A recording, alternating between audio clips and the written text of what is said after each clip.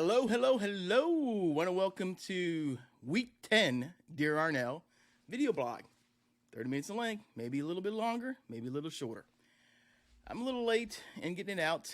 I'm in this PQ Sage business development, and we have a couple of things to focus on based on essentialism. So you just picked a couple of things that you focus on. So my thing was referrals and my workshop, got that set up. Then I want to do my video log. So people ask me, what's the purpose of it? Week log. We're just to let people know about me, what's new, what's going on. And somebody asked me, Arnel, how long you been working with business owners in the capacity? It was about 25 years ago. It was interesting. I was talking to a good friend of mine, Chuck Worley, with Worley Home Services. And we started B&I Group 25 years ago, Diligence, right? It was one of the best B&I groups in Hampton Roads. I mean, it had 35 people. Chuck was one of the main reasons I was able to grow B&I. I'm always very thankful for him. We grew it to about 25, 35 people. It was one of the best chapters. It led me to so many successful chapters in B&I in the peninsula. I just talked to him like a couple of days ago, and he said, Arnel, he said that Diligence just closed down recently. 25 years. 25 years doing Diligence. It was one of the best chapters 25 years ago. I owe it to Chuck Worley. He helped me build it. And then from there, I was able to build many more. And that was my start. So people ask, well, were you a B&I director? Yeah, I was a B&I director 25 years ago. I did it for 8 years. I was in and out as assistant area director helping, and then the beauty thing about B&I, it's a referral marketing system in a sense. It's referral groups. It's grown tremendously, and there is a specific process file. I call it a closed loop system because it's you got to pay money. It's closed loop, meaning that there's people, community involved in it. It's not open. It's what Dr. Ivan Meisner calls is a professional networking organization. One person profession, strong referral group. It's great. So the other reason I do this is just share tips, resources, connections, and recommendations to help people next business or succeed in life. And then the bottom line is I want to be that go-to guy for business networking, referrals, relationships, growing, scaling, existing business, overcome, imposter syndrome in founders and successors and high growth family owned companies. I find it's imposter syndrome, uncertainty, burnout. It's amazing, especially because I have a couple of high growth family owned businesses, and it's amazing. I mean, they value support. They value business coaching. They value developing themselves, personal, profession, achieve their goals. So it's amazing. So what am I talking? So let me talk about a little bit about Arnel Tanyag, what's new. So I have this. I just finished what I call in April 2024. It's called the PQ Mastery Certificate. So I went 6 months in the PQ Mastery Certificate program. And so let me show them credentials. Let me see what this is right here. It pops up. I think it pops up. Oh, nope. Maybe this is popping up. Oh, doesn't show the credentials. So that's the PQ. That's the PQ Positive Intelligence. So what it does is, let me put it back here, the certificate. So the PQ Master Certificate, that's actually what I did. PQ Mastery Badge right here. It's a program, 6-month experience designed to support your quest. So our quest is either becoming or doing. I'm Asian, so we just taught to work hard, work. It was more of becoming. Because I realized, I've been working with business owners, independent contract salespeople for over 25 years. I just have vast experience and knowledge. Several of my clients right now are in the 10 million mark, and we're getting to they want to get to 15, 20, 30. Then have some who are like 500, 750, and I have a couple between 1 to 5 million. But, I realize at the end of the day is I need to become the best version of me. And this PQ Mastery program really helped me with my mindset. I mean, very few Asians that I meet have a positive mindset, especially in the Filipino community. Most of us are taught to be shamed or just work hard. You work your mind through it, and then we're not so self-aware of why we keep repeating the same limited beliefs, limited behaviors. And the PQ Mastery program was a great experience for me. I mean, we had, I believe, 12 people across the country, people from Europe, from India. It was amazing. So it helps me with my mindset, because if I have a healthy mindset, I can accomplish anything, everything. And that's the mindset around, and for me, it helps me keep me calm, handle stress, anxiety. Then I also read the word and pray, but it works in unison with me. So, but I realized that was one of the biggest challenges, where I could never scale or grow to the next level or sustain it, because I didn't have the right mindset, and really the right mindset tool, and how to stay positive. So I want to give kudos to Positive Intelligence, because it's a great program. I don't know many people in the Hampton Roads who actually has this certificate. I see a lot of people doing Positive Intelligence, but very few people have the certificate and gone through it. And what it does, it really helps you analyze all the different saboteurs, it says perspective, embodiment of the process, and you work in a community, you hear from other. It's a phenomenal program. So I needed it to help improve my mindset. My mindset's so better now that I'm actually living, I think, my best life ever, and my income and everything else will grow. So let's go back to here. So the question is working with business owners, and it's interesting, how business owners are hiring people, and they don't know what talent versus non-talent is. I mean, that's not explained as often. Since I work as a MAPS business coach with MAPS Business Coaching and Training, one of the things they have is a program called Leverage Leadership. And one of the things they talk about is talent versus talent. So it's interesting, I think owners just hire employees. They don't hire talent, and they don't even know what the difference is. And then when they have a talented person, since they don't know what they don't know how to help that person. So if you look at talent versus talent, so this website, Talent versus Talent. Non-talent is you have to push to want answers, doesn't fulfill your needs and ends giving back your piece as a job. Yeah, that's interesting. Like, if you ever have a non-talented person, they just cause more problems, or you give them something, they may not do it, or it's not working. They doesn't know what they want and isn't searching. They require you to push them. I mean, may or may not know where their existing bar is set, or even the bar you're talking about. It talks about anything, and when they try to emulate the talk of talent, it's rhetoric, and they take energy. I mean, that's really, non-talent people take energy. But it's interesting. I have some owners who really don't even know what the difference is. And I'm sitting there saying, this guy's talented, right? MAPS calls it potential, emerging, and proven. I mean, this guy, I have with somebody who is, a administrative assistant, office manager. Like, this guy was a trainee at a former company, management trainee. I mean, and he took the test, the office manager. Man, he's got high potential.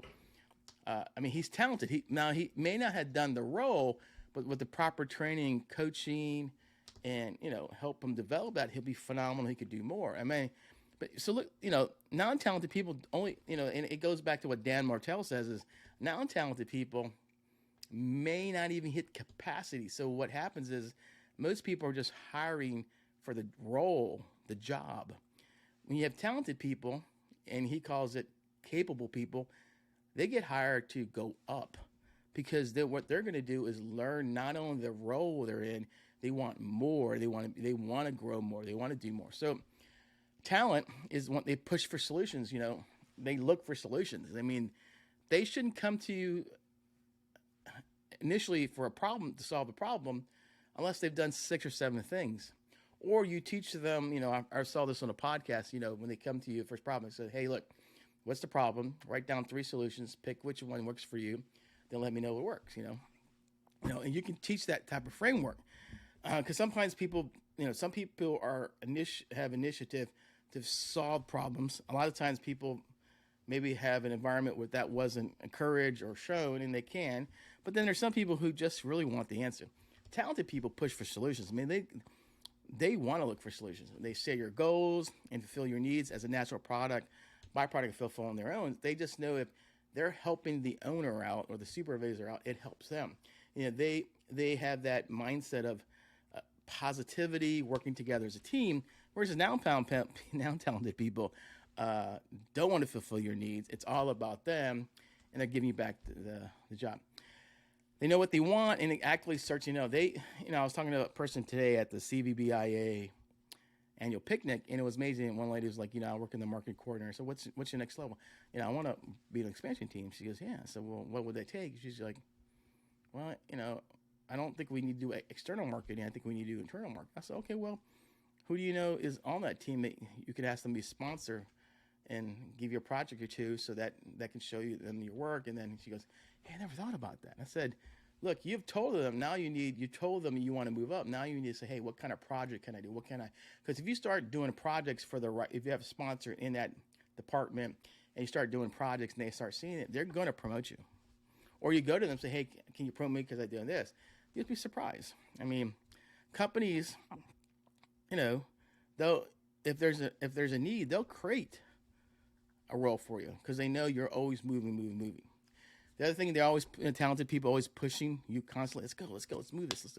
They're continuing raising the bar and wants to be associated with talent. I mean, I have companies that, I have one company in New York, 25% growth rate, and they want to bring talented people because talented people will drive their growth.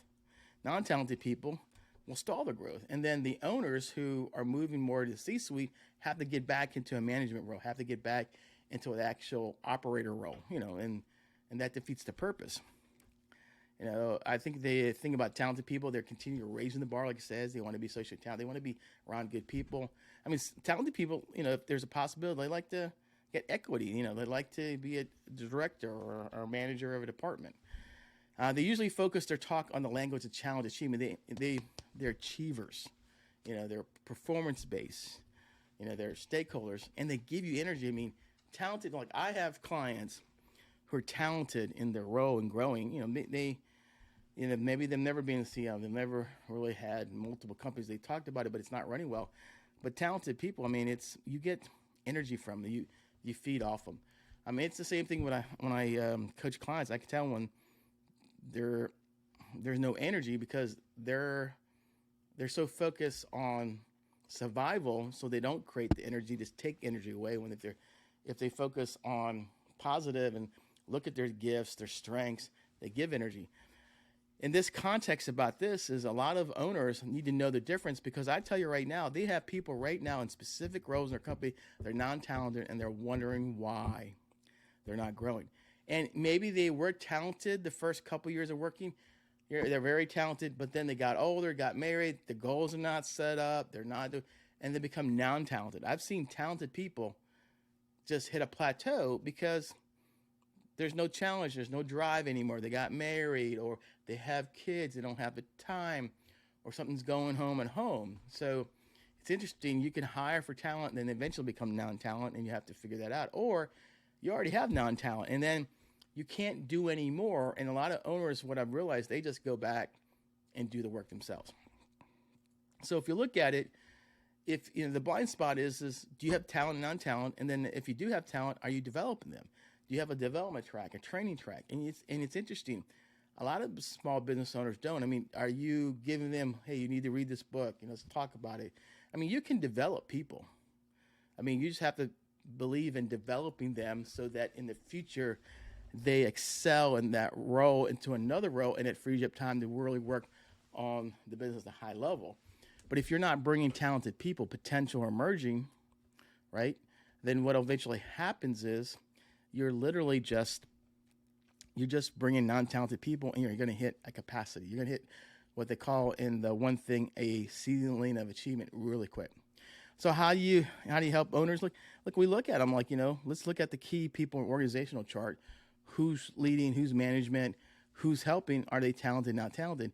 You will be surprised how many people have non-talented people on their roster in their company.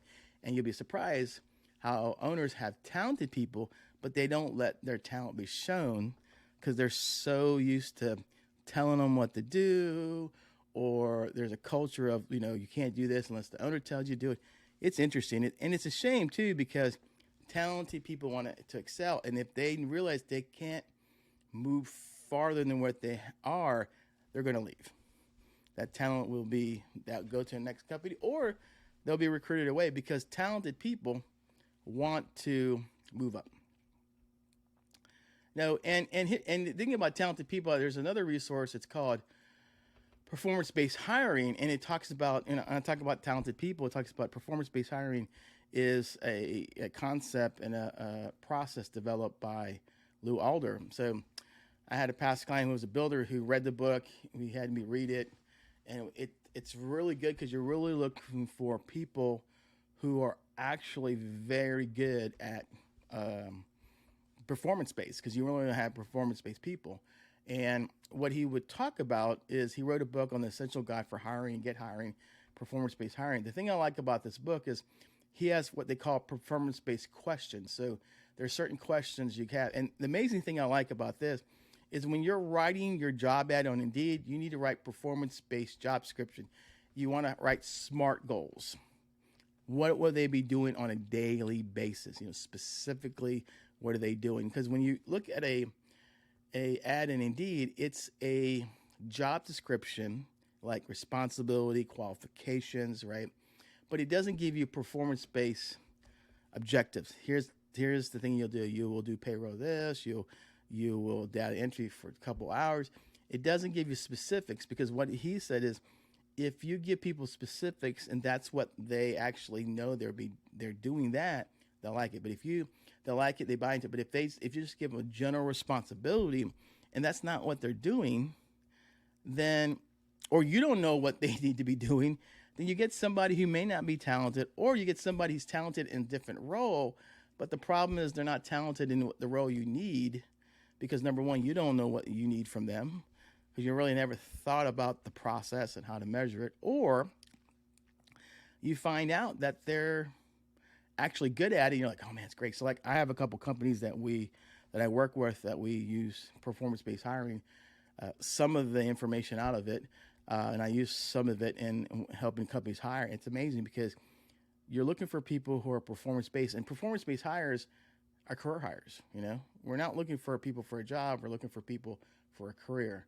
And the unique thing about this performance-based hiring, this is one book here, is you're looking to hire people already working. You're not looking to hire people who are jobless. You're looking for people who want a career. And then here's another one. Here's another book called Hire with Your Head. Use performance-based hiring to build great teams. So he's written 2 books. He's got several courses, and I use some of his hiring process and help me hire great people who eventually become career movers and shakers, and they stay with you and they move up. Some of my companies that use this have hired great people. So that's performance-based hiring. That's one of the books in Amazon, Essential Guide. So, that's the resource, a great resource. It solves the challenge. Like, when you have performance-based job objectives in your ad, it lets people know. And then I have a process on Indeed, like when have the screener questions, you can ask more questions, and then performance-based hiring helps you really. There's a series of questions he has that he shares, and talks about how to write performance-based objectives. Talks about asking the right questions, because you're really looking for people who have achievements, who take where they're at and they move up. And it's interesting, when you actually buy into this, you're getting producers. You're getting people who can perform in another role, in another job position somewhere else, but then they can run with it really quickly, this and that. It also tells you who's not performance-based when you do this. I mean, it's interesting. Like, I've been helping companies hire for about 3 or 4 years, and I'm not a staffing agency. I just help companies because, hiring is the main thing right now. I mean, I think you can get good people. I think you just have to have a hiring process, and performance-based hiring is one of the best I've seen. Just because the fact it allows you to determine if they're performance-based at the beginning. And if they are, there's other things you can do that I experienced through MAPS business coaching, because they have leverage leadership. So if you combine, and interesting thing is, I really believe, the number one job board right now is Indeed. You can hire great people Indeed if you use performance-based hiring as part of your process. And then you use the testing of leverage leadership to validate that. So one of the challenges of performance-based hiring, it helps you develop performance-based job objectives. It gives a series of questions, and I use these questions from performance-based hiring to have people write essays, because it allows me to determine what they're thinking. Because most people, you can tell how people describe a situation when they write it down, if they can tell a story.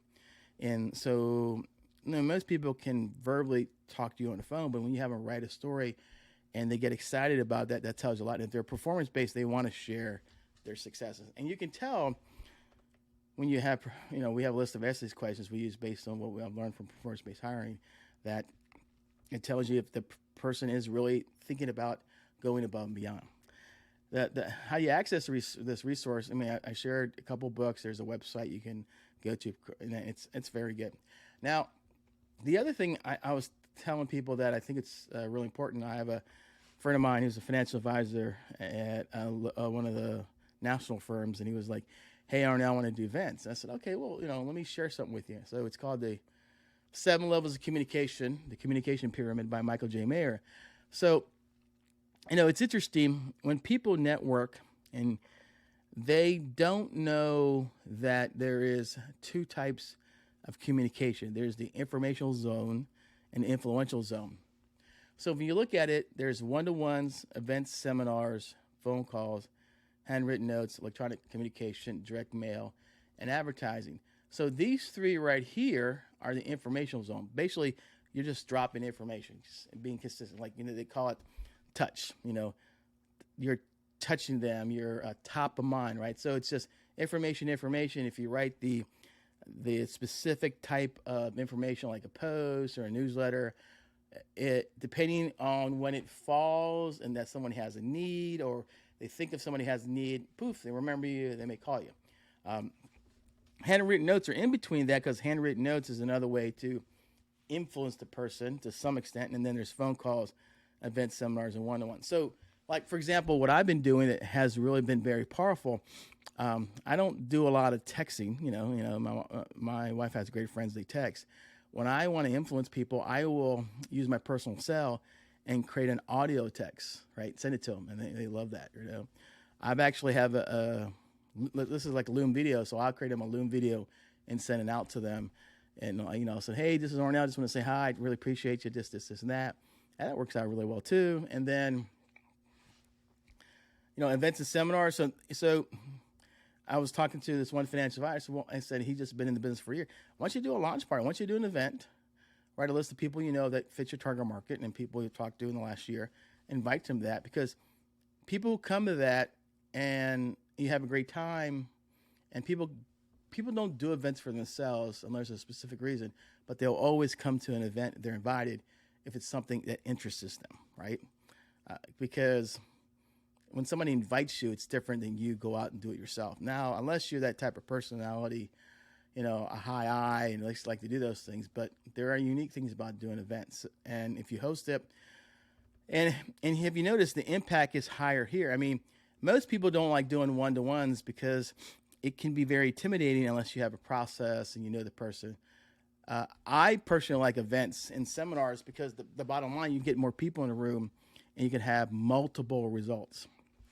And then the other thing too is the one-to-ones are more individually. So when you're talking about referrals, you really have to develop a communication plan based on what part is it the informational zone, what part is the influential zone.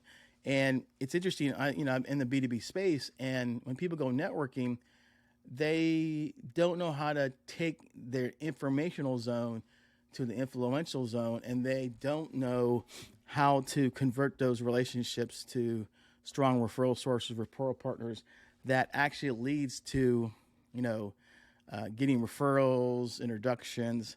So the reason I'm sharing this here is because, if you understand influential zone versus informational zone, and the secret is stay in this influential zone.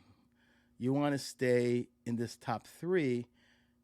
Yeah. So let me give you an example. Like I recently had a get a free cup of coffee on me. It was on a Friday morning. It was at Black Rifle Coffee. I called I believe I called 75 people. I sent them an email, text, and audio, text, email, audio, text. No, I slide dialed them. I sent them a text and email, and I reached out to 75 people. I had about 25 people actually attend, and I had another most likely 50 people canceled.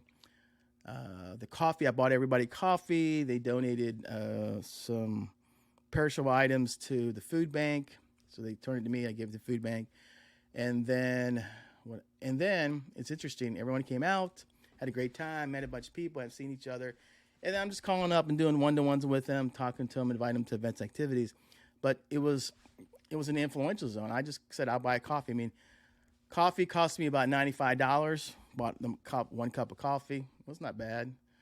And then, the interesting thing is I'll probably do another one soon. I'm doing a seminar coming up on Double Your Income Challenge. And that's a challenge on, if I challenge you to double your income, would you? How would that change your life? So we're going to do that. So and Michael Mayer, brilliant on referrals and relationships and based on generosity, appreciation, love. He created this. And I tell you, if you're networking, you really need to understand this because you can build your business, especially in the B2B space, if you understand the communication pyramid and how to create a communication plan. And it starts with understanding the 7 levels of communication. There's actually specific activities in each of these that are designed to generate your referrals. Handwritten notes is one of the best strategies to wow people and influence them. Very few people do it. I mean, I send out on average, most likely about 15 to 25 handwritten notes every month, sometimes more.